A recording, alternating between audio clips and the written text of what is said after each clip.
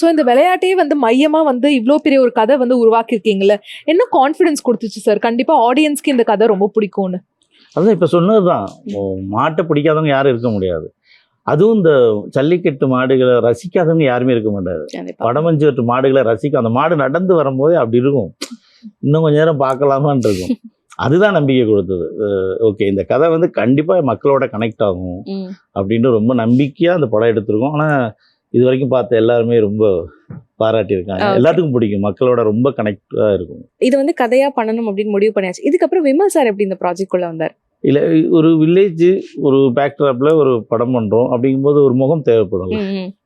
நீங்கள் அப்படின்னு கதை யோசிக்கும் போதே விமல் சார் பண்ணுனா இது நல்லா இருக்கும். ஏன்னா விமல் சார் வந்து எல்லாத்துக்கும் பிடிக்கும். நம்மளோட ரொம்ப கனெக்ட் ஆவார். சரி, இந்த படத்தை பொறுத்தளவில் ஹீரோ அப்படிங்கிறத தாண்டி நம்ம வீட்டு பையனாக பார்க்கணும் ஒருத்தர். அதுக்கு விமல் சார் தான் சொல்லிட்டு அவர்கிட்ட கதை சொன்னேன். அவர் ரொம்ப பிடிச்சிருச்சு. கதை கேட்ட உடனே அவர்கிட்ட கதை சொன்ன ஒரு 20-30 நாளில் நாங்கள் ஷூட் போயிட்டோம். ஓகே.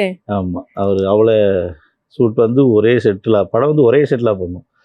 அங்கேயே இருந்து அருமையாக படம். நீங்கள் படம் பார்த்தீங்கன்னா இதில் ஒரு இன்னொரு வெர்ஷன் விமலை பார்க்கலாம்.